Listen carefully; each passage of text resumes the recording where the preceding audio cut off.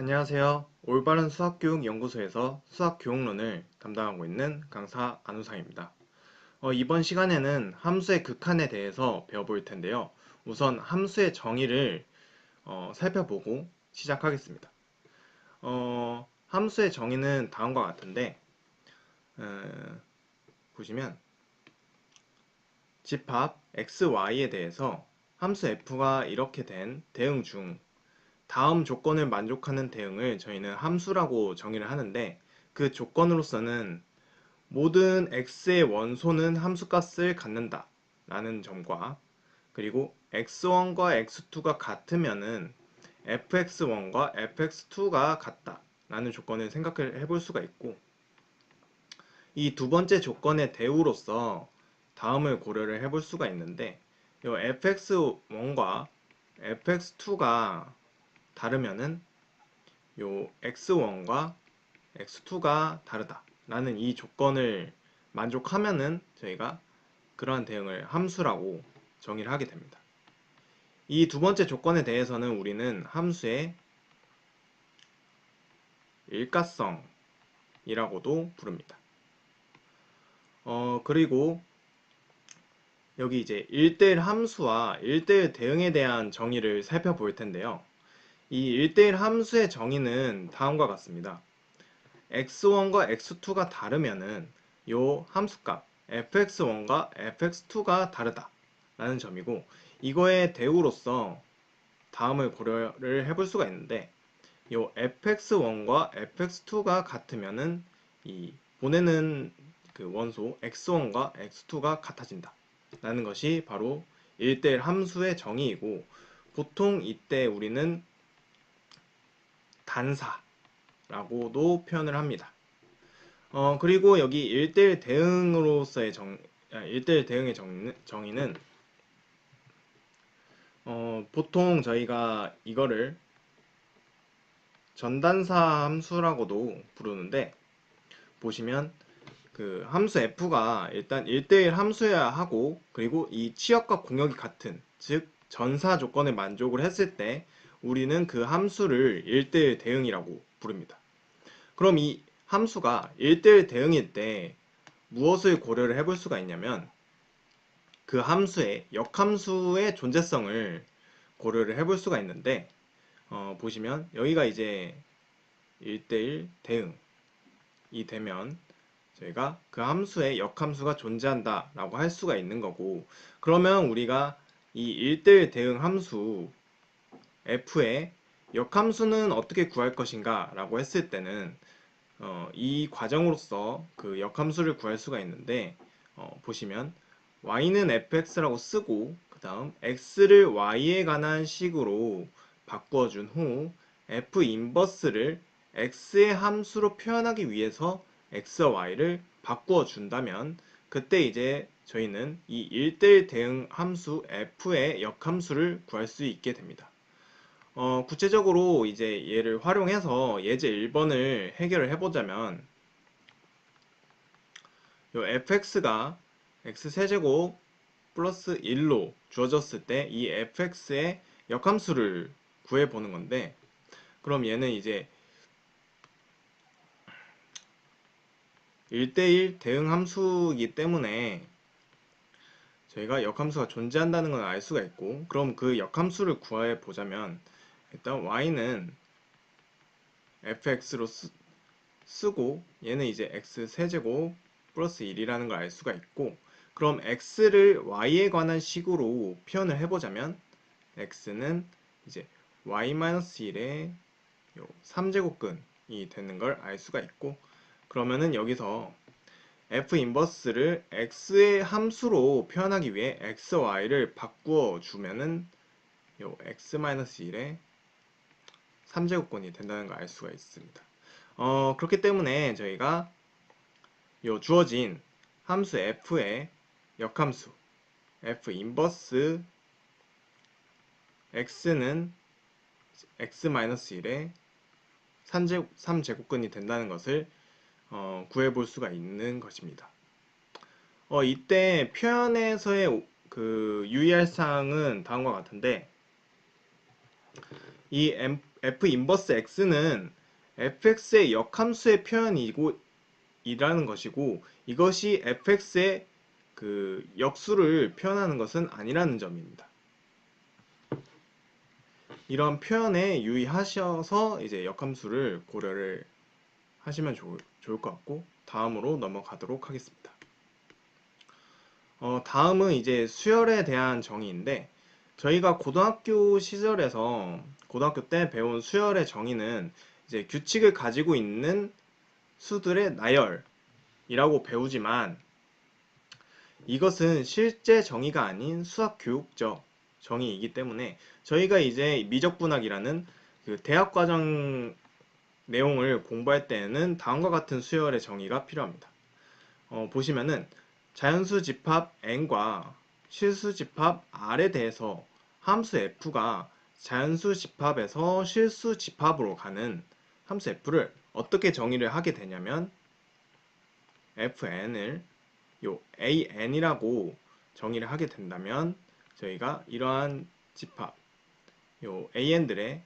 그러니까 f의 함수 값들의 집합이죠. 그런 것을 저희가 이제 수열이라고 할 수 있는 것입니다. 그렇기 때문에 수열과 함수를 따로 구분할 게 아니라 수열의 정의가 바로 함수로 정의가 된다 라는 점을 가져가시면 좋겠습니다.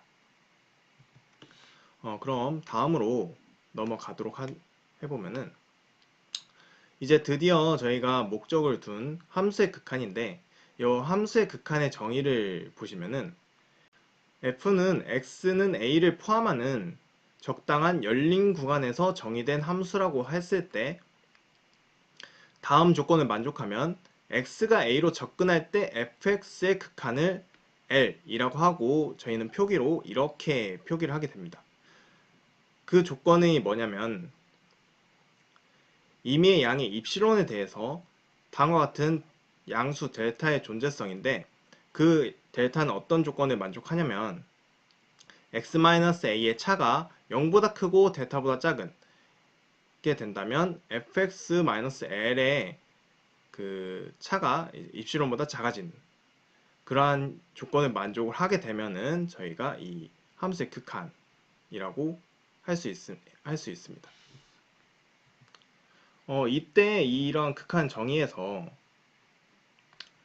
여기서 보시면은 x-a의 차가 0보다 크기 때문에 이때 이 x는 a가 될 수 없다는 점을 의미하게 됩니다. 그래서 이것을 정리해서 써보자면 결국 함수의 극한의 정의를 어떻게 나타낼 수 있냐면 x가 a로 갔을 때 fx가 l로 간다는 것의 이 정의는 이렇게 고정된 임의의 입실론에 대해서 다음과 같은 델타의 존재성이 보장이 된다는 건데 어떤 델타였냐면 요 x-a가 이렇게 델타가 됐을 때 이때 fx와 l의 차이가 입실론보다 작아지게 된다면 그때 이제 x가 a로 접근할 때 fx의 극한이 l이 된다 라는 정의가 될 수 있습니다. 그럼 저희가 이 방금 배운 함수의 극한의 정의를 이용해서 예제 1번을 해결을 해볼 텐데 fx가 4x-5일 때 x가 3으로 접근할 때 fx의 극한이 7이 됨을 보이는 문제가 됩니다. 그러면은 저희가 이제 해야 할 부분은 바로 요 fx-7이 입실론보다 작게 되는 이러한 그런 조건을 만족하는 델타가 존재함을 보이는 문제인데 같이 한번 해결을 해보자면 일단 fx-7이 정리를 해보면은 4x-10이라는 걸 알 수가 있고 이 부분은 이제 4x-3 이렇게 된다는 걸 알 수가 있고 그럼 저희가 여기서 궁금한 게 무엇이냐고 보면은 과연 이 델타를 어떻게 세팅을 했을 때 이 fx-7이 입실론보다 작아질 수 있냐 라는 점인데, 그럼 이 델타는 어떤 조건을 만족하는 델타냐면 0보다 크고 x-3이 이제 델타보다 작게 되는 이러한 조건을 만족하는 델타인데, 그렇다는 점은 여기가 4니까 주어진 조건에 의해서 여기가 4델타보다 작다는 점을 알 수가 있고, 그럼 이 4델타가 이 입실론보다 작아게 할 수 있는 그 델타를 잡아줘야 하기 때문에, 그럼 이 델타를 어떻게 잡을 수 있냐 라고 보면, 만약에 이 델타를 4분의 입실론으로 잡게 된다면 여기가 4델타가 입실론이 되기 때문에 fx-7의 크기가 입실론보다 작아진다 라는 점을 알 수가 있고, 그러한 델타는 저희는 4분의 입실론으로 잡아줄 수 있기 때문에 결국 함수의 극한의 정의로서 x가 3으로 접근할 때 fx의 극한이 7이 됨을 볼 수가 있습니다. 그렇기 때문에 저희가 함수의 극한을 활용을 할 때는 델타를 어떻게 잡을 수 있는가에 초점을 둬서 문제를 해결하시면 되겠습니다. 그럼 다음으로 넘어가게 되면, 다음은 이제 함수의 이 좌극한과 우극한에 대한 정의인데, 함수의 좌극한과 우극한에 대한 정의도 앞에서 배운 함수의 극한의 정의와 유사하게 입실론과 델타로 표현을 할 수가 있는데, 보시면은 일단 좌극한에 대해서 보시면 임의의 양의 입실론에 대해서 이런 델타의 존재성을 보장할 수 있는 건데, 그러한 조건이 무엇이냐라고 보면은 좌극한이기 때문에 저희가 A라는 점을 기준으로 해서 요 A-델타라는 것과 요 A 플러스 델타라는 걸 고려를 할 수가 있는데, 저희가 좌극한이라는 것은 결국 A보다 작은 곳에서 이렇게 접근하는 것이기 때문에 그 델타를 A-델타에서 이 A의 사이에 있는 이 X들에 대해서 fx-l의 크기가 입실론보다 작아짐을 만족을 하게 되면은 저희가 이 fx의 좌극한이 l이다 라는 것을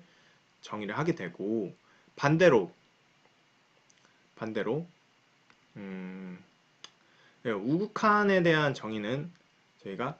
이제 a보다 큰 쪽에서 다가가기 때문에 요 x는 a보다 크고 a 플러스 델타보다 작은 이러한 델타의 존재성이 보장이 된다면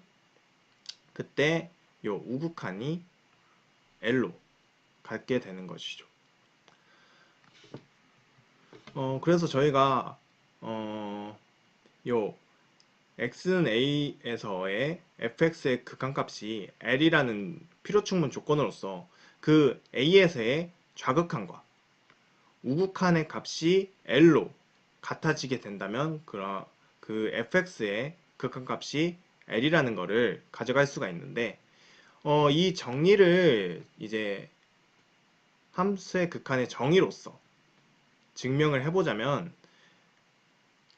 다음과 같습니다. 리미트 x가 a로 갔을 때 요 fx가 l이다 라는 점은 함수의 극한의 정의에 의해서 임의 양의 입실론에 대해서 이러한 델타의 존재성이 보장이 되는데, 어떤 조건을 갖는 델타냐 라고 보면은 요 x-a가 델타보다 작을 때 저희는 이 fx-l이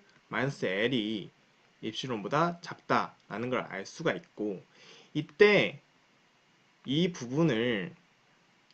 고려를 해보자면 이 안에 있는 x들은 어떤 x들이냐고 보면 요 a-델타보다 크고 a보다 작은 x와 그리고 a보다 크고 a 플러스 델타보다 작은 이 x들이기 때문에 저희가 다시 얘를 표현을 해보자면 이렇게 표현을 할 수가 있습니다. 이 임의의 양의 입실론에 대해서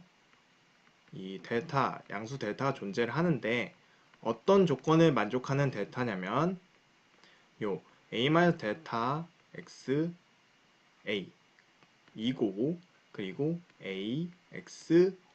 a 플러스 델타 이렇게 만족하는 x들에 대해서 fx-l이 입시로만 작다라는 것이 되기 때문에 그렇다는 것은 결국 저희가 좌극한과 우극한의 정의에 의해서 리미트 a가 잠시만요. 여기 어떻게 되냐면 x가 a보다 작은 갔을 때 fx가 l이라는 것을 정의에 의해서 알 수 있고 또한 마찬가지로 이 우극한의 정의에 의해서 fx의 우극한이 l이 된다는 것을 가져갈 수가 있습니다.